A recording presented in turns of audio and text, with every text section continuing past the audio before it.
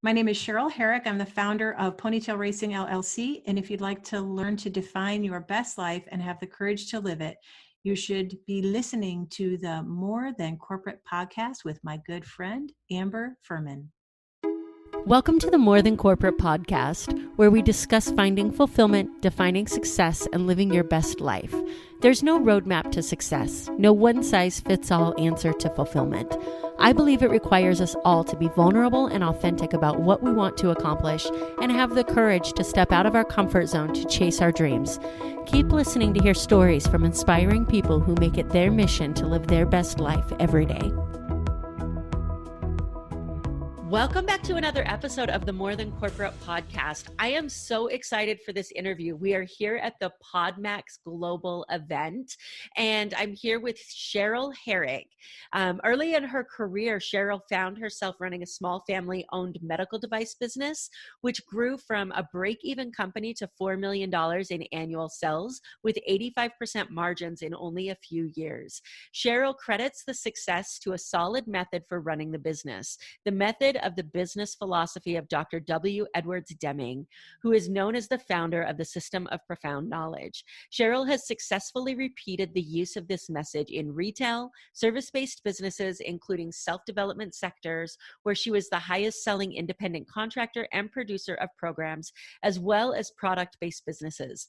More recently, leaving her post as the co-general manager of a 100-employee automotive company to pursue consulting and coaching, focusing on helping others use Dr. Deming's methodologies. Cheryl is a partner in a startup producing new technology houses and is also the founder of Ponytail Racing, a motorsports company doing good in the world and whose current programs, and I love this, are giving back to military veterans who have PTSD and other wounds of war. I'm so excited to dig into the interview with Cheryl. Really quick before we do that, if you or someone you know has ever said the words, "I'll be happy when," I just need to keep losing weight, I just need to keep working hard, I just need to keep building my career, and then I'll be happy. If you've ever felt like you've done something that you're supposed to do, yet life isn't turning out the way you expected, something's missing, you feel like something's missing even though people are telling you you're successful, the Define Your Life Mastermind is for you. The most powerful question anybody ever asked me is, what does success mean to you? And I realize people don't ask themselves that question enough.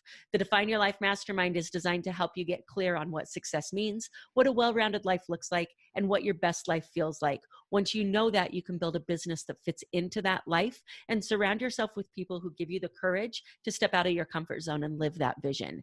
If this sounds like something that you or someone you need would be interested in, head over to the Define Your Life Mastermind, defineyourlife.morethancorporate.com, and schedule a call to see if we are a good fit to work together. Without further ado, let's jump into this interview with Cheryl. Cheryl, how are you doing today? I'm terrific. How are you? I am good. I'm so excited for this. We had a couple of minutes to talk before, and I just love what you do. I love what your mission is. I love your definition of success, and we're going to get into all of that today. I would love to go back just a little bit, though. One of my favorite questions to ask people is, when you were growing up and planning out your future, your adult life, what did you think your life was going to look like? What did you want to be when you grew up, I guess is the better question. You know, that is a great question. I don't actually think I had an idea of specifically what I wanted to be, but I had a mother that was an entrepreneur. And so from the, from the time I was a little kid, my mother was running a business out of our house. So this was back when we had, rotary phones that were landlines, and, you put your finger in and dial the phone. And we had an answering machine, which was an actual physical box that sat on the counter in our kitchen. We never answered the phone in our house because we didn't know if it was a business call for my mom or if it was a call for one of us kids from one of our friends. And so I used to tell people, here's my phone number. When you call, a machine is going to come on and say a business name. Start talking. If I'm home, I will pick up the phone. So all I knew is that my grandmother on my father's side owned several businesses, and that would have been back in like the 20s and 30s. So there was all these strong women around me that were running their own businesses and supported by men that thought that was a cool thing. That's so powerful. Like, because you just, especially 2030s and then the generation before us, you don't hear that often. Right. Well, and my grandmother, she really didn't have, she had brothers that were really supportive, but she didn't have a lot of support from her spouse. She kind of raised those 5 kids on her own, because my dad had 4 siblings. Well, there were more, but they didn't all survive. So there was 5 of them that lived. And so my grandmother was doing it because of survival. You know, she didn't set out to be an entrepreneur. She did it out of survival, but she was smart and she had a talent for things. And so that was, you know, and those were stories that I didn't know all of that about my grandmother, like when I was first, you know, when I was really, really little, but the stories came out across time. And I knew the way that my father treated his mother. And I knew that he thought she was smart and that she had accomplished a lot of things. And so that was a theme that kind of always ran through the family. And so then him supporting my mom and her having her own business and doing a lot of really creative things. I just remember thinking, well, shoot, you know, women do the same things as men. And in my neighborhood, growing up, that was my neighborhood. Like the women had motorcycles like the guys did, and the women drove the speedboats like the, you know, like the husbands did. And so I didn't understand until much later in life that I kind of grew up in this little progressive neighborhood that was different than most other neighborhoods. And we were blue collar people trying to become white collar people. And so that took everybody working together. And so I think that's why our neighborhood was the way that it was, is because everybody was trying to get somewhere. They were trying to break into a job where they could do something other than use their hands and backs constantly.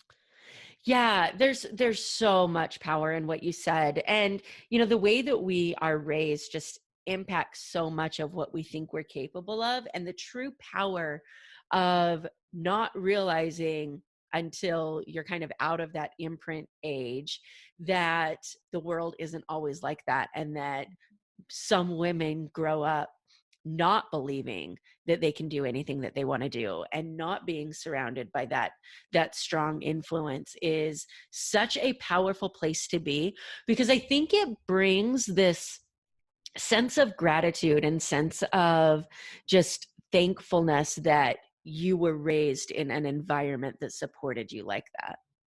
Oh, it's incredible. I mean, when I look at it now, and especially when I talk to, so I'm in my 50s, and when I talk to other women in my age bracket and hear how few people really had that kind of imprinting, and the, you know, when we have the conversations we have with ourselves, right? Those are the most important ones ever. It's not the conversations I'm having with other people necessarily, although those are vital. But what am I telling myself when I'm alone? What is that dialogue when it's me by myself? And I don't have a dialogue that's attached to glass ceilings or women can't do things, or I'm not attached to those kind of cultural beliefs. And I'm not saying that stuff doesn't exist. So I'm not saying that those things aren't a reality. I'm just saying that that's not a part of my dialogue, because that's not how I was raised. And so my default isn't to look at something and say, well, that's because I'm a female, or that's just not my default. And even my older brother was, he never made accommodations for me, I'll say. It was, we were siblings, stuff had to get done, let's get it done. And even though he was a year and a half older and physically stronger, he didn't treat me like I was a fragile person. He didn't treat me like I was not his equal. He always treated me like his equal. And so we joke about that to this day, because sometimes we'll be trying to do something, but go, just grab that end. And I'm like, Tim, I love you, but you know what seems light to you does not seem light to me. Thank you for having that faith in me, and slow down, you know? So it's a blessing. And, you know, sometimes there are certain realities, but it definitely is a template that I view the world by. Yeah, I love that. And I want to point out what you just said, because I think that this statement just like hones in on the difference in mindset. And that is what you just said about thank you for having that faith in me. Because I think that so many other people I think back to my life, and I had a really great childhood. But in a situation like that, I may be like, what would make you think I could do that? Right? Like, what would make you think that I could lift that? Like, that's a ridiculous thing. And for you to say, thank you for having that faith in me, but that's just not happening, like, physically. That's such a different mindset. And I think that's amazing. I also wanted to touch on really quickly what you said about your grandma, because I think this is so powerful. We are in a world where I hear people say all the time, follow your DNA, you're born to be an entrepreneur. And that statement irritates me, because I think entrepreneurism is learned, it's not born. And we talked about your grandma getting into entrepreneurism as survival, and then she had all these skills and she had all these things that these talents that she was able to monetize. I just think that's such a powerful statement that people need to hear, that you don't have to grow up with lemonade stands at the age of 4 to be able to say that, like, I'm an entrepreneur. You learn those skills as you grow. Oh, absolutely. And, I think, here's what I will say. I think there is a piece in us that lends itself to entrepreneurship, and that is the ability to bounce back. Yes. And Persist. and everybody has that in them, but the degree of it comes down to what you were talking about how you're raised. The degree of a belief in that comes back to how you're raised, and your internal persistence. Like, sometimes it just takes people longer to find it than others, but we all have it.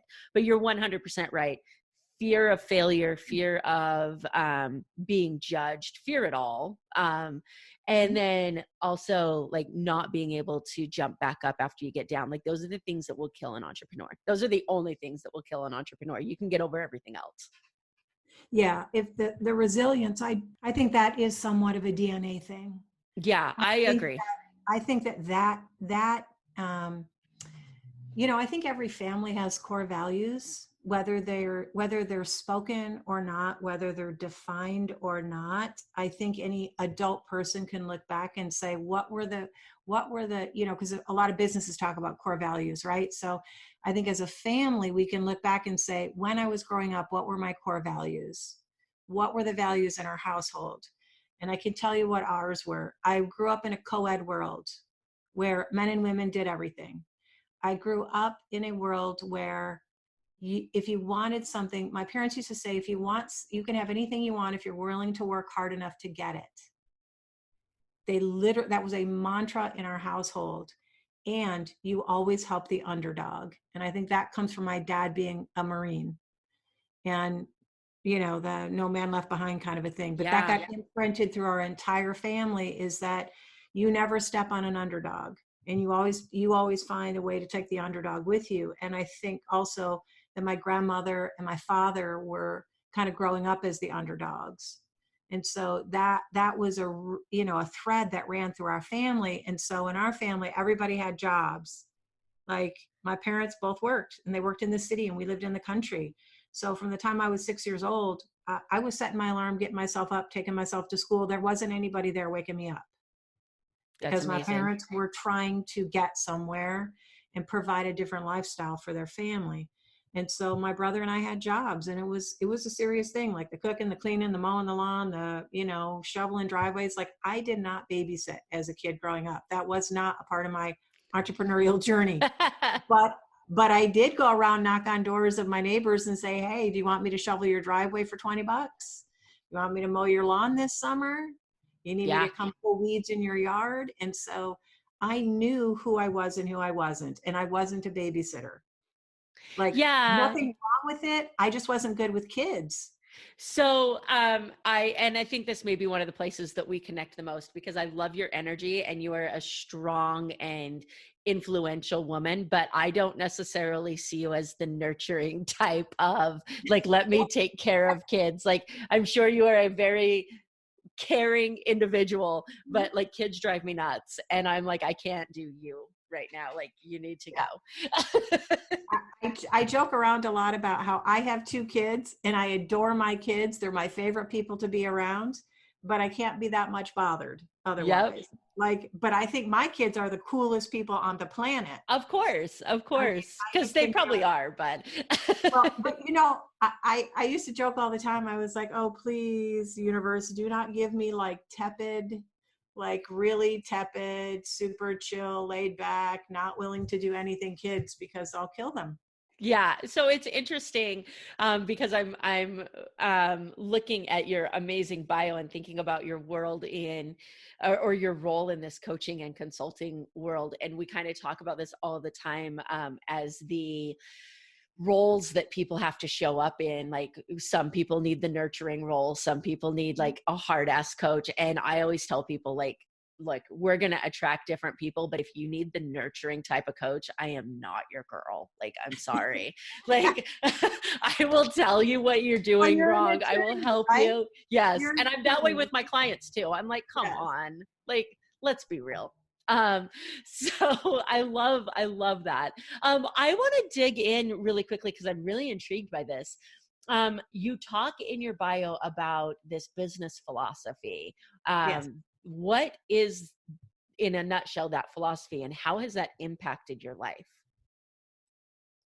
Okay, so this, outside of my kids, this is one of my favorite things to talk about, because Dr. Deming's philosophy influenced my entire life.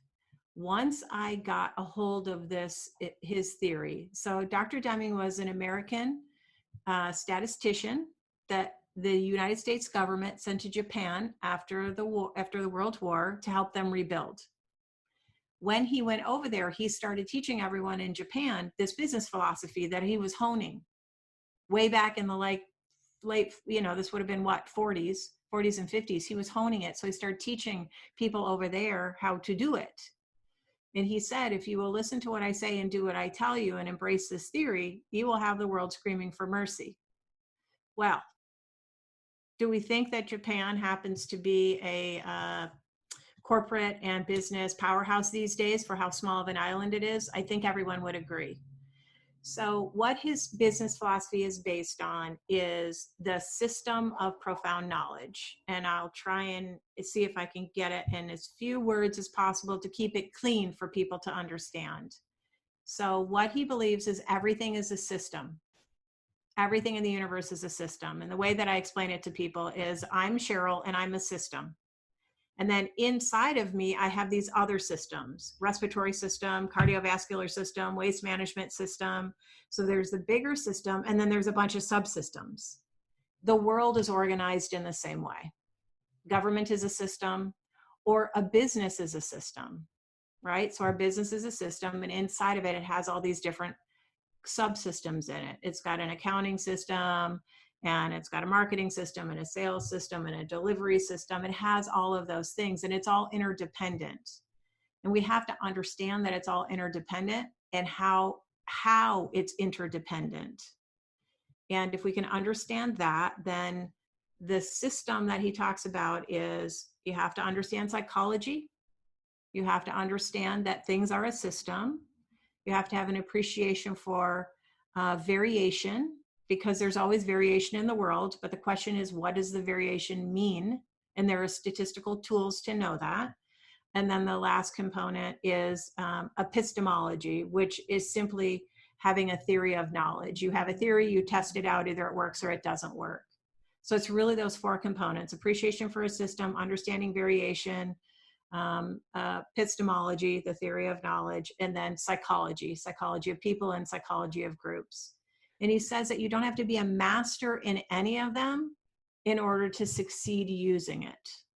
And that was key for me, that I didn't have to have mastery over things. Like I don't have to have mastery over statistics in order to understand their place in a professional business. I just have to know that it's important, and then get people around me that help me with that part of it. And I know way more about statistics now than I did in 1990 when I first started using his theory, right?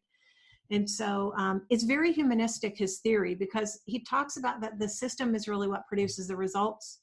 The people are a part of it and they make a major contribution, but the system is what produces the results. And so we should look to our systems and our processes for where the problem is and how to solve it, instead of focusing on people and blaming people and making it about the people. And the easiest way in a business, for anybody out there that has a business, the easiest way to know if a person is the problem or if a process is the problem is this.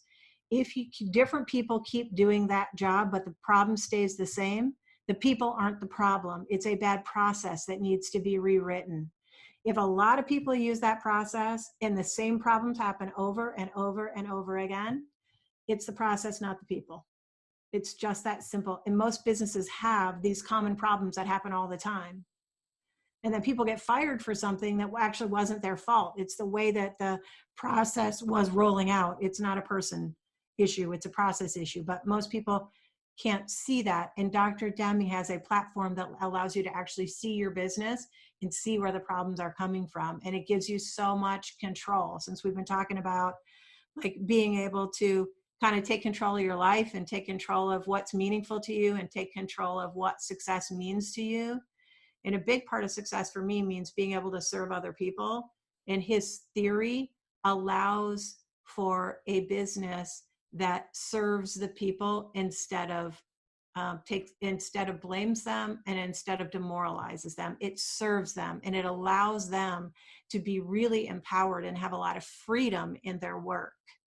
And I mean, that to me is a major thing. It's actually a very methodical approach, but in the methodology, it gives all this freedom and it gives people an opportunity to be innovative and have fun and really actually find out what they're successful about or what they're successful doing inside of a company, at least the way that we deploy it. That's the way that we deploy it. So there's a lot of elements to it, but the main thing is everything is a system, understanding that, finding out where the variation is coming from. And there are very practical, easy, straightforward ways to do that.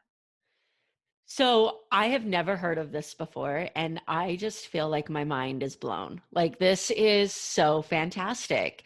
And what initially came to my mind when you were talking about it is the first question everybody wants to ask is, okay, like, what do I do? How do I be a successful entrepreneur? And the answer that you normally get is there's no right or wrong way to do it, which is technically true.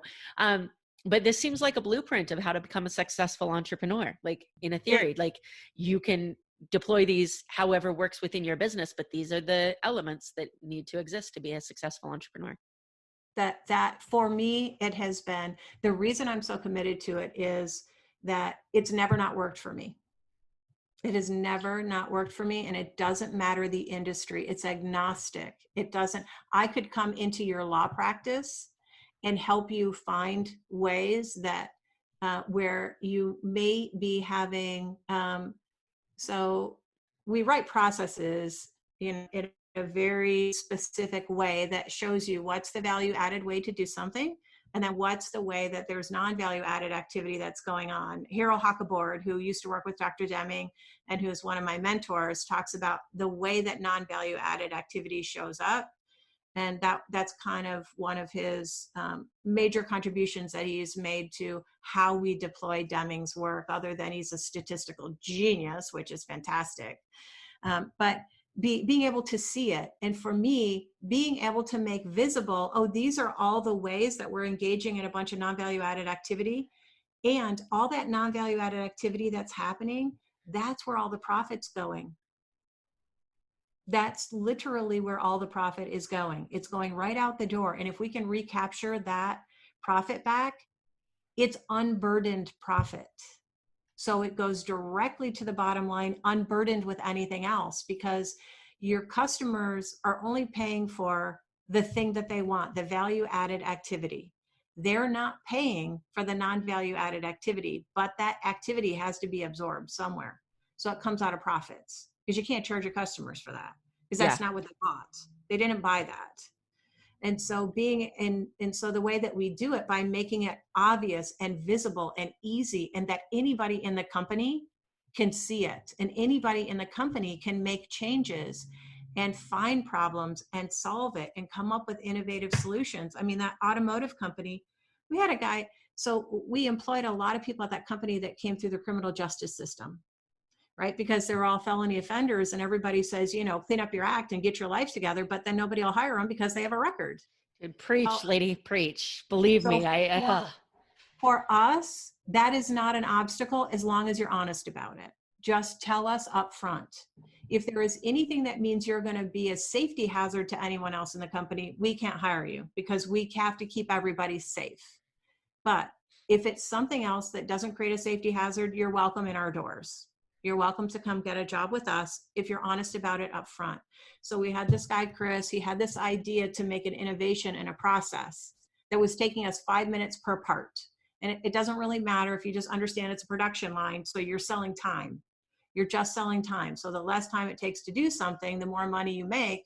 If you're charging to do something, if you're charging and saying it's going to take us 5 minutes to do that, and then you get an improvement, all that improved time is improved profit, right? So Chris came up with this idea. It was taking us 5 minutes to do these parts. So Chris said, I think we can do it faster. I said, okay, fantastic. He said, but I got to buy some stuff. And I'm thinking, oh, well, nobody has to ask to be able to spend money around here. If you need it, go buy it. So I couldn't understand why he was talking to me about it. And I thought, this must be a lot of money. And he goes, it's going to be like 135. And I'm thinking he must mean 135,000 because he's asking me about money, right? I'm like, there's a requisition, just go requisite. And so I said, 135,000, what do we need to buy? And he said, no, $135 so I can go to Lowe's. And I was like, why are you standing here talking to me? Go get it from the, like, why is this conversation even happening? But he just was nervous at that point, right? So he goes, he gets these parts, he puts things together. We call the customer and say, we're working on an innovation to your process for your parts. Do you want to share in the cost? And then we'll share in the margin that gets saved, right? So if we save 3 minutes, we'll each get a minute and a half's worth of money back. No, we're not interested. And it was a very big blue chip company. They didn't want to do it. So we said, okay, fine. So we went, Chris. Now this is Chris. This is not a person that works in R&D or an executive. So Chris works on it for 2 weeks and he comes back to me and he goes, okay, I got it down to 1:37. From 5 minutes to 1:37. The customer didn't want to share with us in the potential innovation. So they didn't get to share with us in the profit. We kept that 3 minute something worth of profit ourselves. Now, if you have a company where people can write a process and see there's non-value added activity and see the waste and have the permission to innovate solutions and have the latitude and freedom to improve the business, why wouldn't they do that? And why wouldn't we all want to have a company that uses a blueprint that gives people that amount of freedom and innovation on our behalf, on their behalf, on their colleagues' behalf, on the customer's behalf? Like, it's a win, win, win, win, win. And Dr. Deming says every system has to have an aim. And the most powerful aim is that everybody wins. He has imprinted in it that the most important thing is everybody wins. Man, there's so much in there. So first of all, obviously I have my new research project. Like, this is so fantastic. But I think that one of the most powerful things of that story, or that example, is the permission. Like, obviously there are some people who are going to be listening to this who I've worked at some jobs where every single penny that's spent has to be approved. And you think, like, how much time is somebody wasting by coming to you and asking you to go buy, depending on your scale. If we scale it down to a newer entrepreneur, this $135 may be the same as like a $10 trip to wherever. So you have somebody coming and saying, hey, I need to go spend $10. Is that okay? Like, in my business, my assistant still messages me and says, hey, I need to get these criminal records. It's $1.35. Can I put it on the credit card? Like, quit asking me that. The amount of time it takes you to message me and do it is ridiculous, because we need the stuff. Like, yes, you need it. And so I think it comes down to a couple of different things. And number one, that is making sure that you're training your people to where you have that trust in them, and an oversight process where you can make sure that that standards are being held up, and that you're not just throwing people into the fire and saying, okay, do the job the way I would do it, even though I haven't trained you. but then also just this belief in people and building a culture Mhm. where you're willing to let go of a little bit of control to allow everybody to feel like they have a stake in what you're doing, which is so powerful. Yeah, it's really it's funny. When you stop having all this hierarchy in a business, whether it's physical hierarchy, titled hierarchy, or spending hierarchy, the exact opposite of what people happens is what people think happens. Everybody thinks, well, they're just going to be wasteful and they're going to take advantage or they're going to steal. You know what? It's the opposite.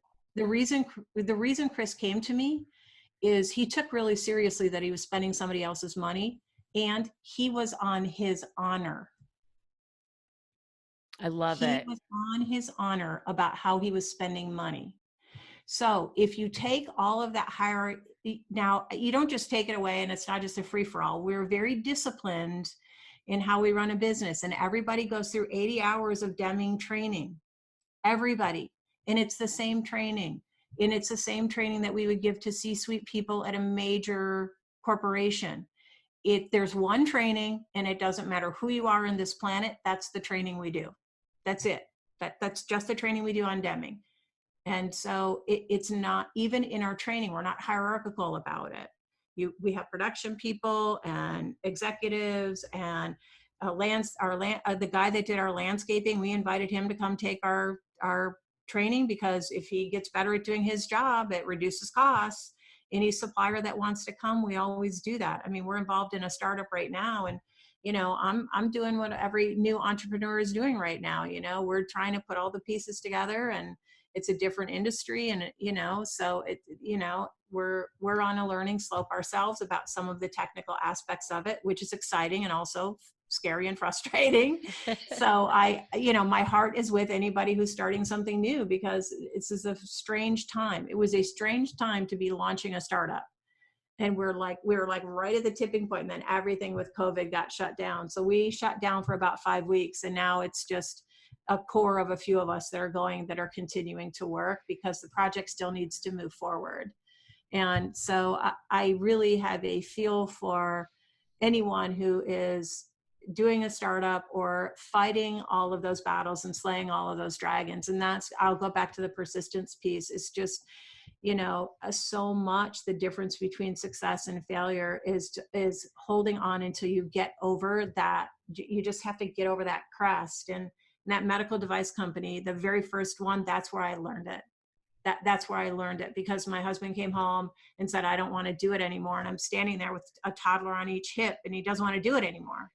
And I was like, everything we own is invested in this business. We can't afford to not do it anymore. So I went in and took over the business. I'd been working in it before, but I was the one that went in and took over. And within really short order, we got over the crest. So if we'd given up when he wanted to give up, we wouldn't have made it. And I understood his frustration, and I don't fault him for that. But everything was in it. We could not afford to quit. We just could not afford to quit. And that's where I feel like I'm at in this new startup that we're doing right now, is we're at the moment where it would be the point where everybody would want to quit. And that's not the moment to quit. Yeah, When that's really you don't powerful. want to quit anymore. When you don't want to quit anymore, if you're going to quit when you don't want to quit anymore, because then you've quit for the right reason. Yeah, absolutely. We're getting to the point where we need to start wrapping up, but I want to give you some opportunities to talk about all of the amazing things that you're doing in the world. Let's touch on Ponytail Racing just a little bit. What is Ponytail Racing? So that is the short phrase for it is it's a motorsports event company that's doing good in the world. That's really what it is. And right now I have one main initiative that I'm doing, which is it's a give back program to wounded military veterans, that are affected with PTSD and other wounds of war. And PTSD is a thing that's near and dear to my heart, because it's a silent killer, and we're losing a lot of people. And they're people that secured the freedoms that we enjoy. And we have our lifestyle as a result of people going over and standing the post. And it is not lost on me. And I wanted to do something to give back. So we bring them out, we put them in the car, we take them for rides out on the racetrack. And when I started it, I didn't know all the components of it.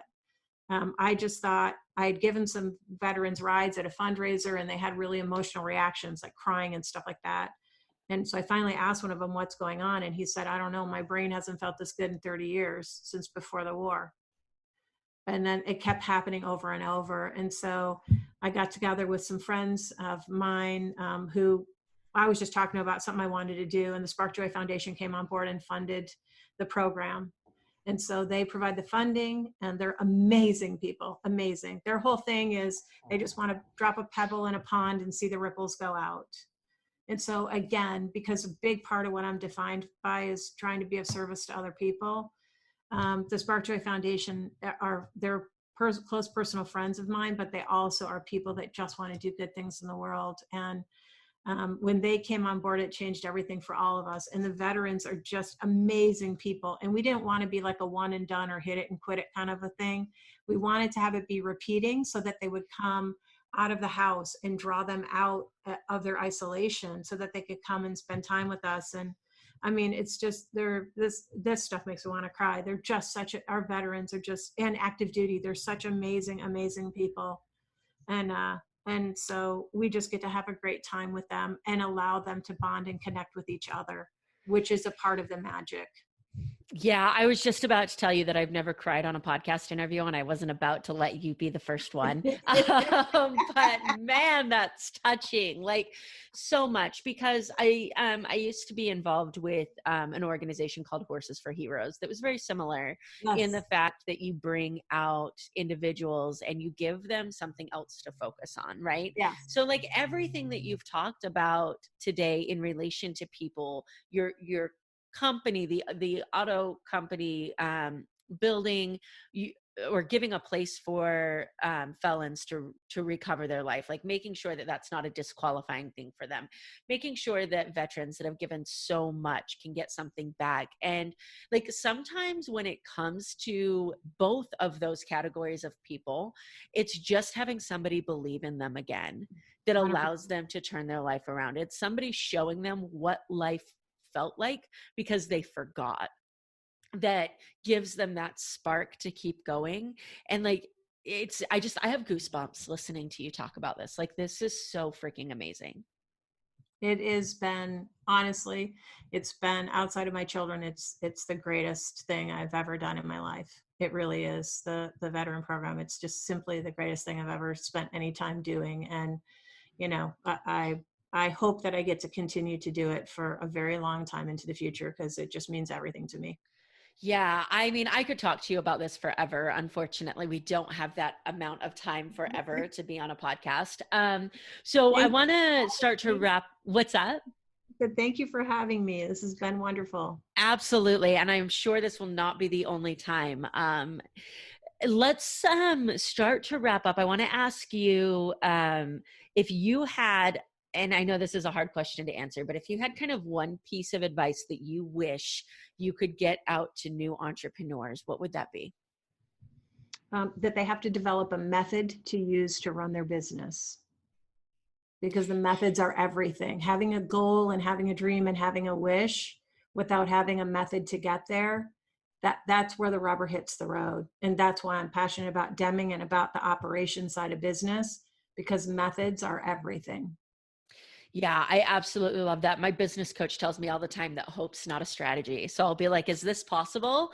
And she'll be like, it depends on what your strategy is. If your strategy is just to sit there and hope for it, then no, it's not possible, because hope's not a strategy. And I love that so much. And I think that's why I connect so much to what you're talking about systems. And I can't wait to dig into that, because that's a game changer in every business. Mm-hmm. It is. And I'll be happy to show you about the way that we deploy it, because it'll make it visible for you in a way that I think will be super helpful. Yeah, absolutely. So before we wrap up, I want to do a quick random round, let everybody get to know you just a little bit more. Are you okay with that? Yes. All right. If you could do any profession other than what you're currently doing, what would you like to attempt? Ooh, I'd like to be a comedian. Okay. All right. What about time travel? If you could time travel, where would you go and why? Ooh, I want to go forwards. I want to see what the world's going to be like in like 150 years when I'm not here. That's awesome. As far as books are concerned, are you a physical book holder, an audiobook listener? How do you consume content?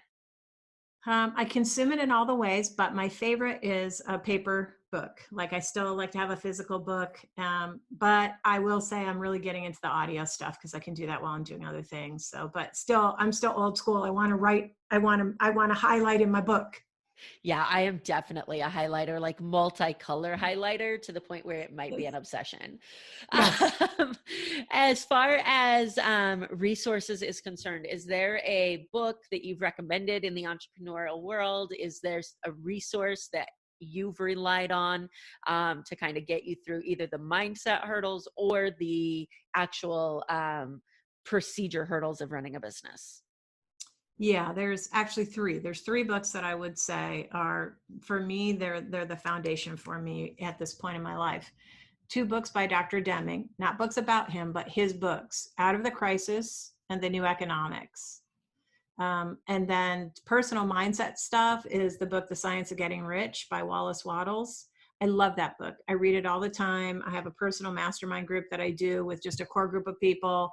I organized it, but it's like an inner circle of people that I do it with. And we do it like every 12 weeks.